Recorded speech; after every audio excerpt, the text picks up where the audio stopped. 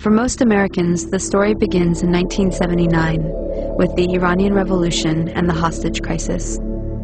A group of revolutionary university students took over the American embassy in Tehran and held 52 diplomats hostage for 444 days.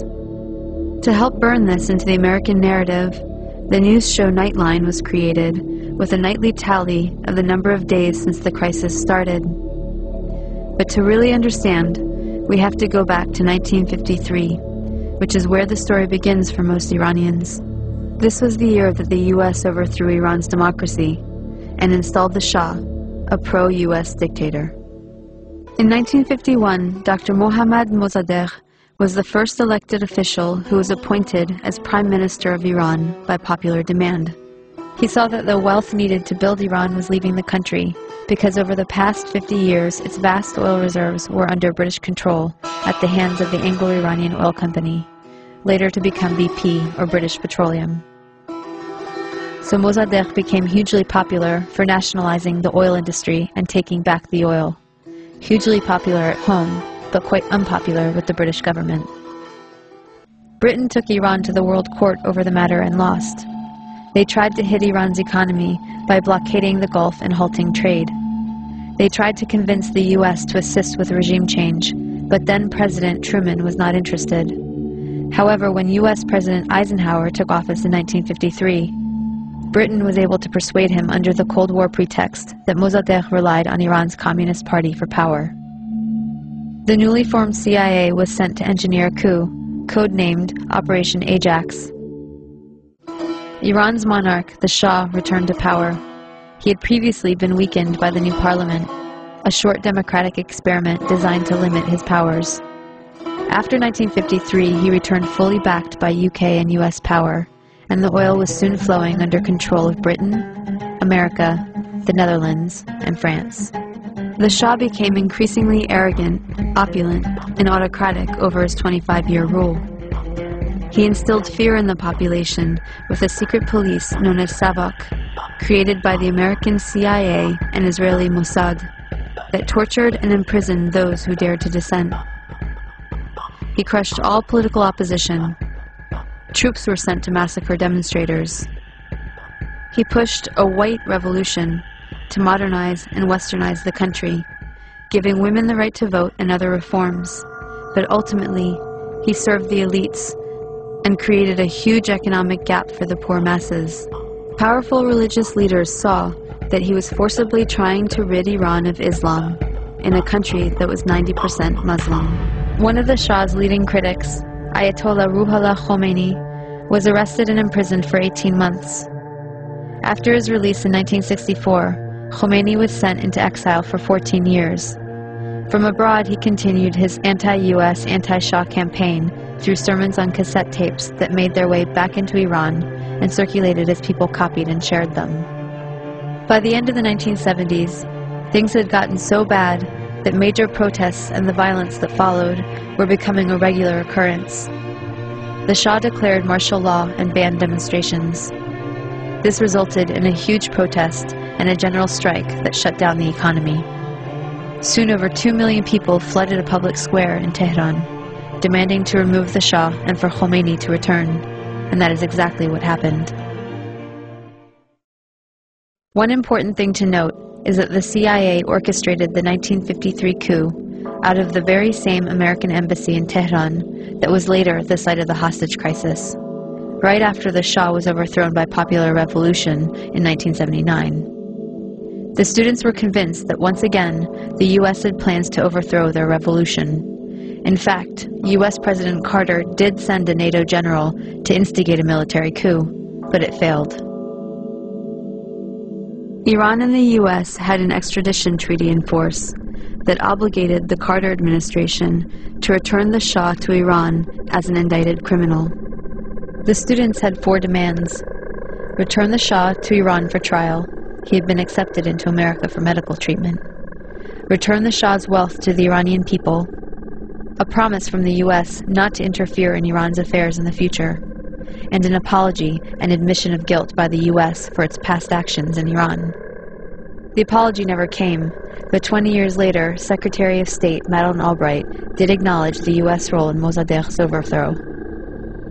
So Khomeini took power in 1979 and instituted a government under Islamic law. Within a year of the revolution, Saddam Hussein invaded Iran without provocation, seeking control of Iran's oil-rich Khuzestan region and key oil shipping waterways. The resulting Iran-Iraq War from 1980 to 1988 was the longest and one of the most devastating conventional wars of the century. At least 500,000 Iranians were killed. This war further cemented resentment of the U.S. government, as they were playing both sides. On one hand, they were supporting Iraq, providing money, technology, and intelligence, including satellite photography, to help Iraqi bombing raids. The U.S. helped provide Saddam Hussein with weapons by giving him agricultural credits and pressuring Gulf states to give him billions in loans so he could buy weapons from Western Europe, China, and Russia. The U.S. Department of Commerce issued licenses to export materials for Iraq's weapons of mass destruction program. The U.S. continued its support even after learning that Iraq was using chemical weapons against Iran, not to mention against its own citizens, to stop an uprising of Kurdish separatists. But the imperialist tradition also called for maintaining regional balance of power. So the U.S. also armed Iran, not letting any one regional power get secure enough to dominate or to ally with its neighbors to challenge U.S. hegemony. In this case, it came in the form of the Iran-Contra scandal. U.S. President Reagan needed money to fund an unjustified war against Nicaragua, but was forbidden to do so by Congress. So U.S. arms were illegally sold to Iran through Israel and South Africa, and the proceeds went to the Nicaraguan Contras.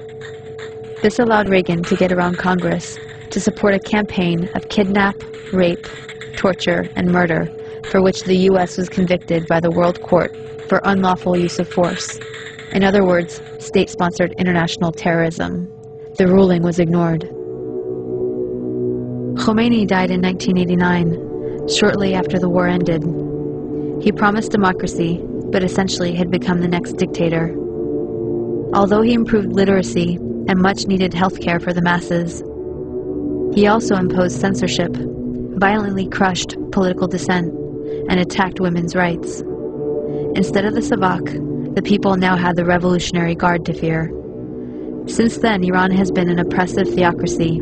Khomeini was replaced by Khamenei, who remains supreme leader to this day.